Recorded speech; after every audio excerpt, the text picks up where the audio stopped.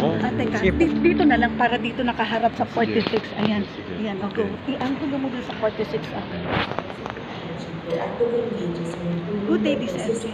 Right now, we are here on the second day of annual scientific meeting, 46th annual scientific meeting of the National Academy of Science and Technology. And with us is the president for this year's NAS, no other than Dr. Jaime Montoya. Doc Chini, regarding 46 ASM, ano po yung pagkakaiba nito from the previous ASM? Well, first of all, this annual scientific meeting of the National Academy of Science and Technology focuses on food security, food safety, and making food accessible to everyone. But beyond farm productivity, so we focus on our ability to have food for our people. We go beyond that.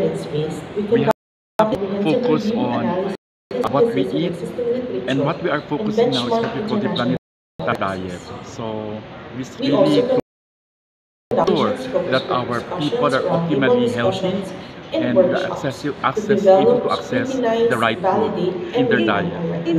In layman's term po, ano po ba yung planetary healthy diet natin? Ang planetary health diet ay yung kinakain natin na hindi lang maganda sa kalusugan natin, kundi pati rin sa kapaligiran. Kasi minsan kinakain natin, may epekto rin yan sa ating environment at kapaligiran. So yun yung tinatawag natin planetary health diet. It's usually plant-based, high in fiber, plant-based, so walang not too much of fat, high in protein. So kasi yun po ang kapag tayo ay kumain yan at syempre meron tayong mga waste, yun po yung nakaka-apekto sa ating environment. Kaya kailangan talaga maganda kung planetary health diet, yung hindi lang para sa kalusugan natin, kundi para rin sa kagandahan at kalusugan ng ating kapaligiran. So yung synergy nandun Yes. po. Okay. Thank you po, Doc Jimmy. Thank you.